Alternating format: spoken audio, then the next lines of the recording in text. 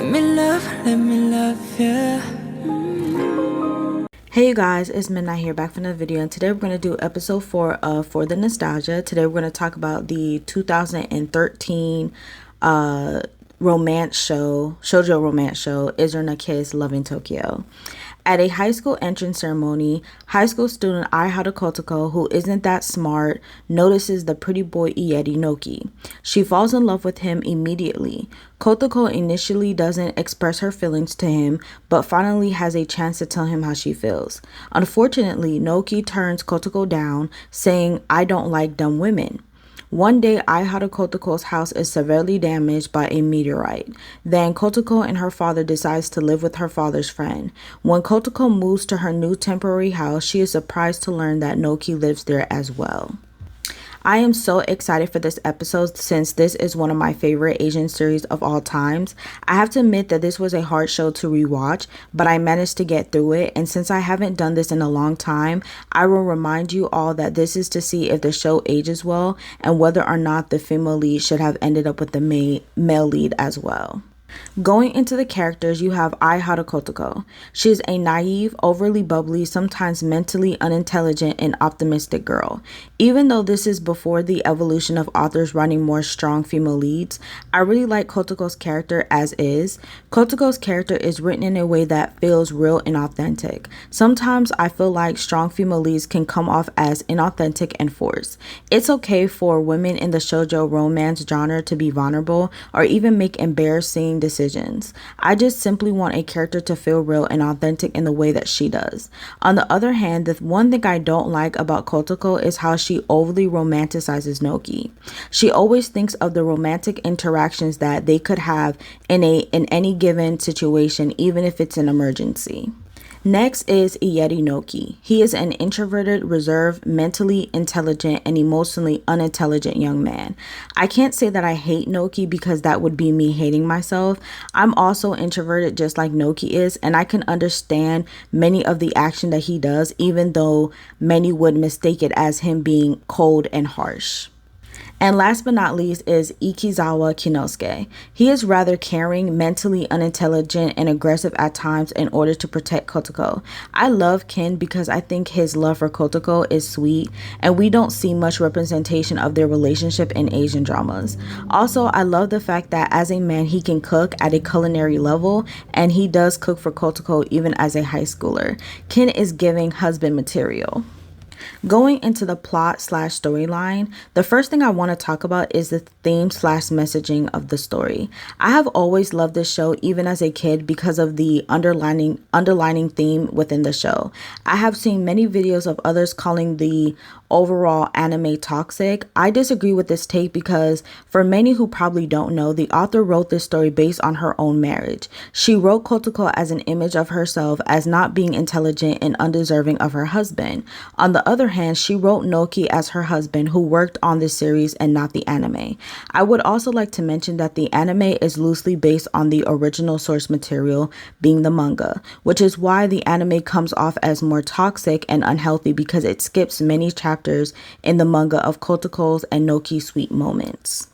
Unfortunately, the author passed away from an accident, and her husband worked on Love in Tokyo to commemorate her. He didn't like the way that she portrayed him as being perfect, as he didn't think he deserved her. He wrote Naoki's character being more flawed and wrote her as being caring and perfect. This series was not supposed to be romanticized. It's obvious that Naoki's and Kotoko's relationship isn't perfect. You shouldn't put your partner on a pedestal. However, it's sometimes done without realizing because you love that person and almost ignore their flaws, as the author did with her husband.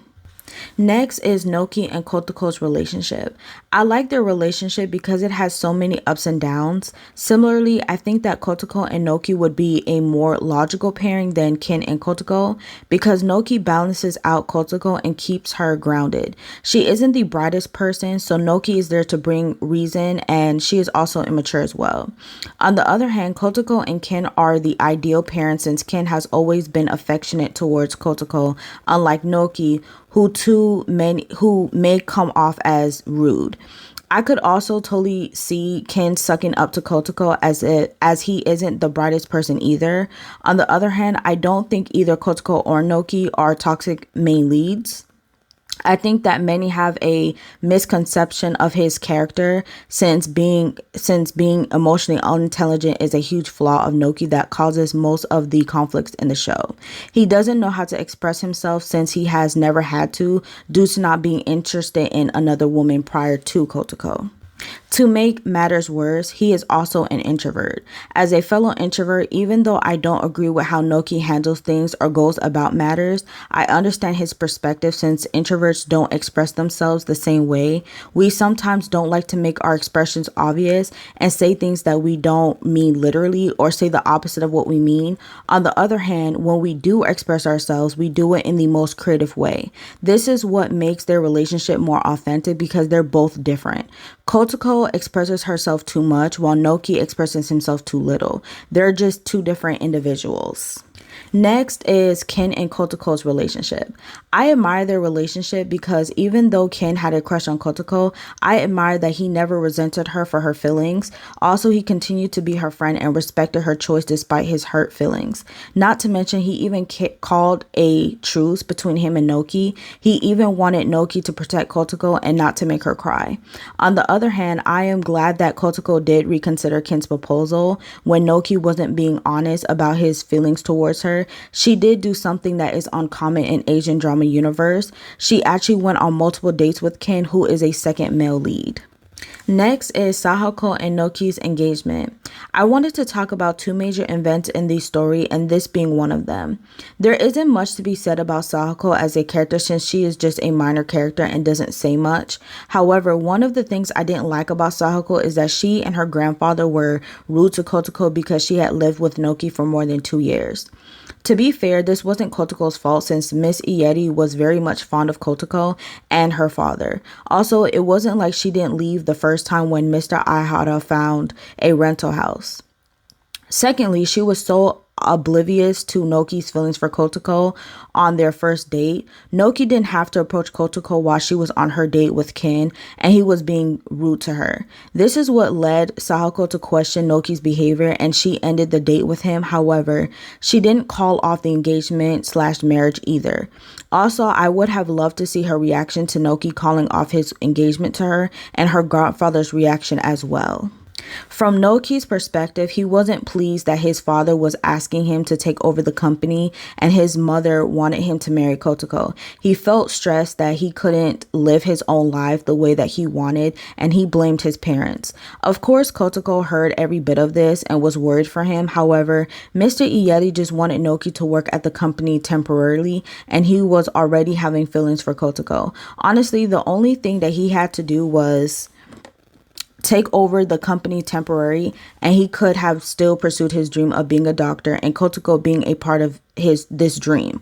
He just deluded himself into wanting things to go back to normal as they were before Kotoko by arranging to marry Sahako. And last but not least is the rainy confession. As a kid, I love this scene because this was one of the moments where Kotoko actually stood up for herself and was being honest with her feelings. Yes, I do feel as though Kotoko doesn't rock the boat with Naoki because of her devoted love for him. However, I just love how she made him realize how he wasn't being transparent about his feelings for her, and she darn right questioned it. In contrast, I wish that she didn't forgive him too quickly and made him earn back her trust.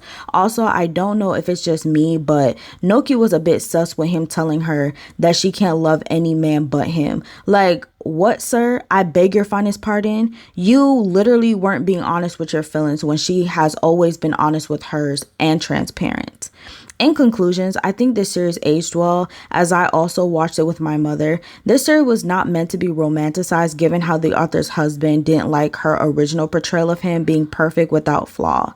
Also, there's a lot to learn from Naoki and Kotoko's relationship, as I barely scratched the surface of. However, I didn't care who she ended up with, yet it made me happy that she ended up with Naoki since the heart yearns for what it wants. If you like this video, please give it a thumbs up and please do subscribe and please hit that bell notification for more uploads from me. Bye.